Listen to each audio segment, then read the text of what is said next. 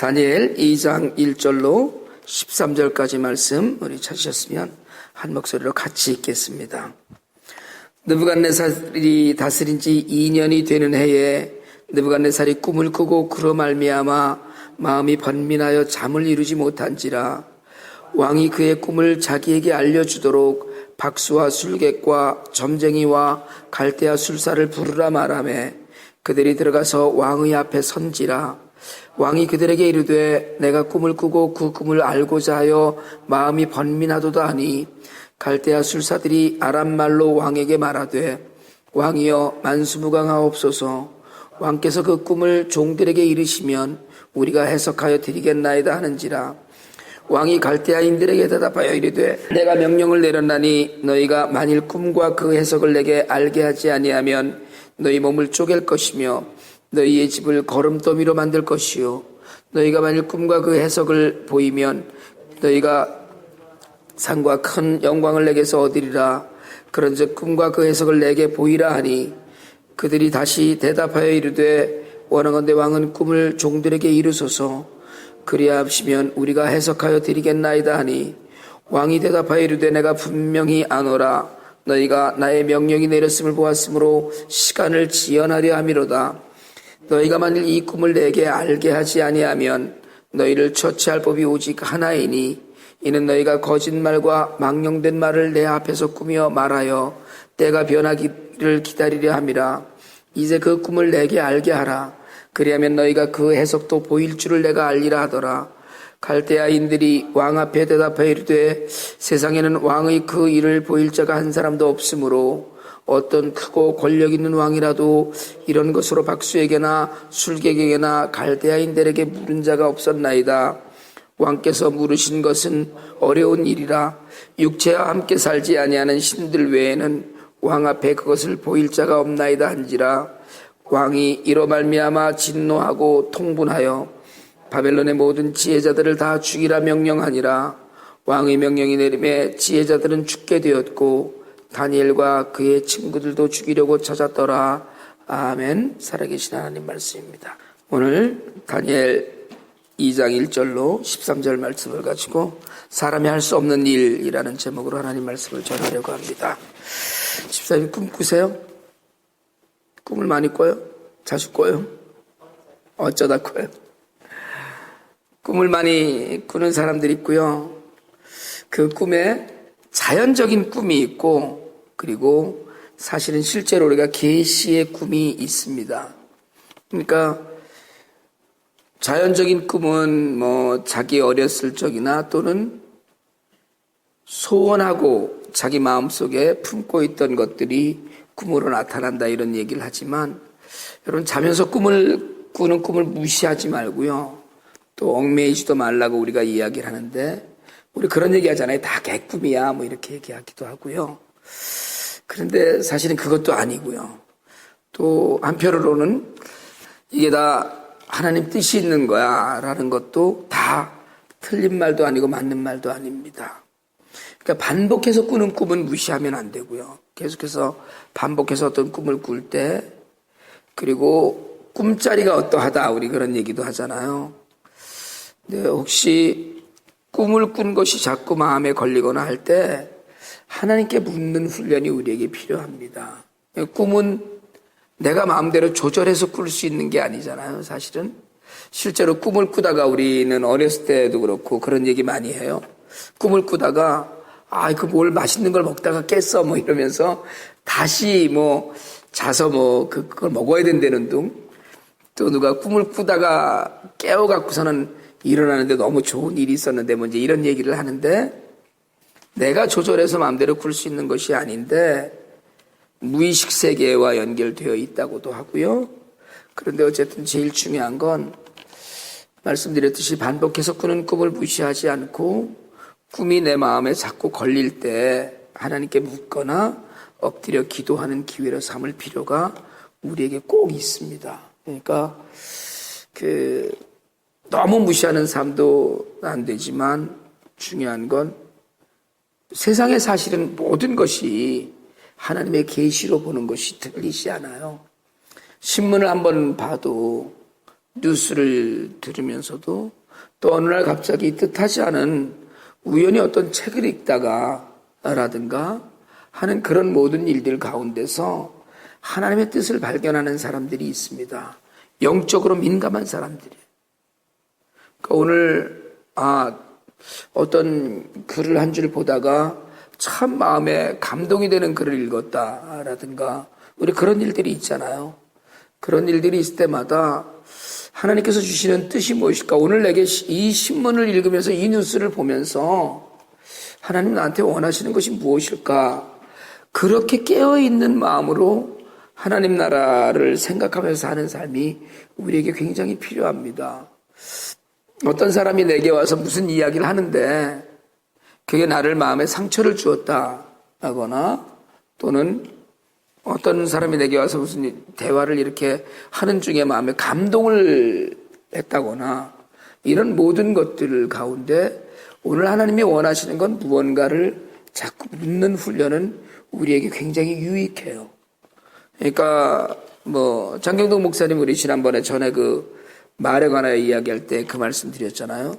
그 말한 사람은 전혀 알지도 못하고 신경도 안 쓰는 그런 말로 내가 상처받고 살 필요도 없다. 그렇지만 그런 가운데 하나님이 원하시는 건 무엇일까라는 걸 우리가 물으면서 살 필요는 있다는 거예요.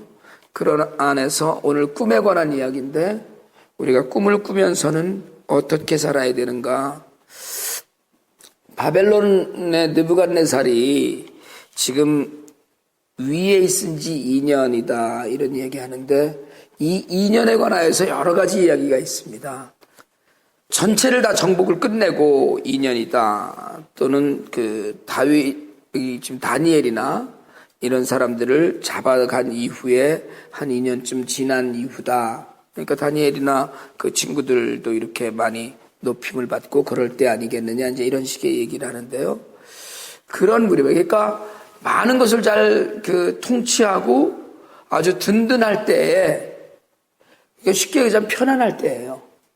편안할 때 편하지 못한 꿈을 꾼 거예요. 근데 고대 근동 지방에서는 꿈이 굉장히 많은 계시가 있음을 자각을 하고 늘 그거에 매달렸었습니다.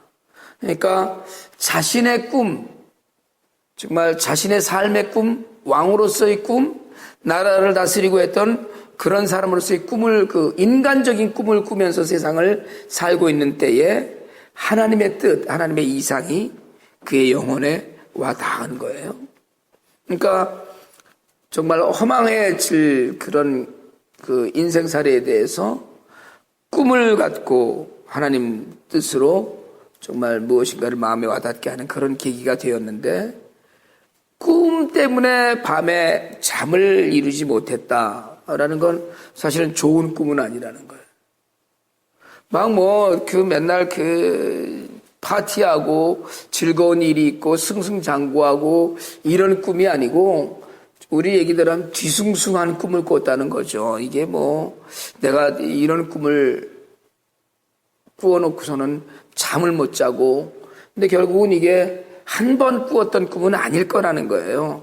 번민해서 잠을 못 자고 그래서 그 꿈을 꾸고서는 꿈을 알고자 하여서 마음에 번민하였다 이렇게 이야기하는데 중요한 건 뭐냐면 사람에게 묻는다는 거예요. 근데 이게 영적인 사람에게 묻는 게 아니고 그 박수나 술객들에게 지금 물었다. 무당이나 점쟁이들한테 물었다는 이야기죠. 그러나 인생의 모든 징조나 이런 것들에 대한 해결은 사람에게 있지 않습니다. 물론 우리가 꿈을 민감하게 꾸고 하면 영적으로 동역자가 되는 사람들과 함께 그 꿈을 나누고 내가 이런 것을 예를 들자면 그런 거잖아요. 꿈만이 아니고 아까도 말씀드렸듯이 내가 무슨 뉴스를 봤는데 우리가 이런 일을 좀 해야 될 것 같다요 라든가 또는 성경을 읽다가 이런 말씀이 마음에 너무 와닿았는데 이런 것들을 우리가 좀 하면 어떨까라든가 하는 그런 결단이나 헌신에 관한 의논들도 필요하고 또 영적으로 이렇게 깨어서 정말 서로 동역하는 사람들끼리는 자신의 꿈이나 이런 것들을 갖고도 이야기할 수 있어야 되는데 지금 느부갓네살은 무당이나 점쟁이들에게 이야기를 해요. 근데 인간의 한계가 있는 거거든요.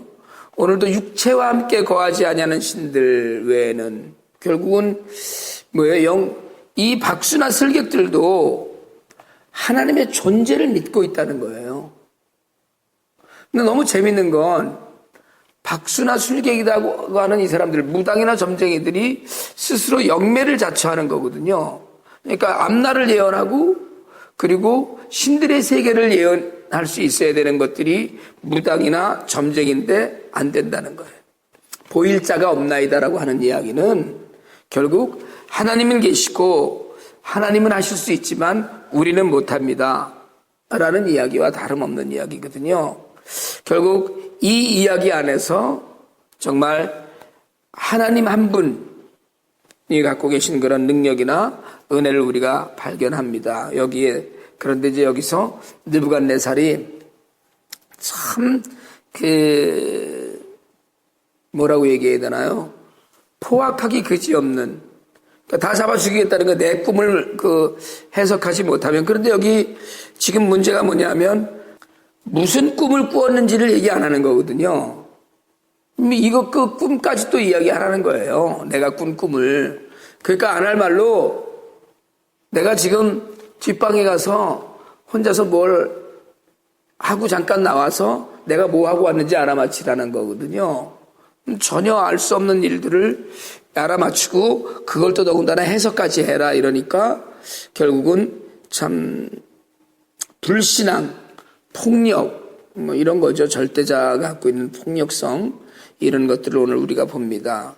오늘까지의 말씀을 가지고 이제 다니엘이 이 말씀 앞에서 하나님께 묻고 꿈을 알아내고 해석하고 하는 일을 합니다마는 하나님을 의지하는 그런 모습을 보입니다만, 오늘까지 우리가 읽은 이 본문 앞에서 여러분, 우리는 사실은 모든 징조 앞에 겸손하고 자신을 내려놓으면서 하나님 앞에 묻는 훈련이 우리에게 있길 원합니다. 심지어는 꿈 앞에서도 우리가 좀 겸손할 필요가 있고요. 세상 모든 징조에 민감하면 영적으로 깰 수가 있어요. 정말 사고가 많고 사건도 많은 세상에서 우리가 세상을 살면서 어떻게 살아야 되는가 하는 믿음의 결단이나 마음의 결단은 영적으로 깨어있을 때 할 수 있어요. 영적으로 깨어있지 못하면 세상에 아무리 징조가 보여도 민감하지 않으면 결국 우리가 바르게 살 수 없습니다.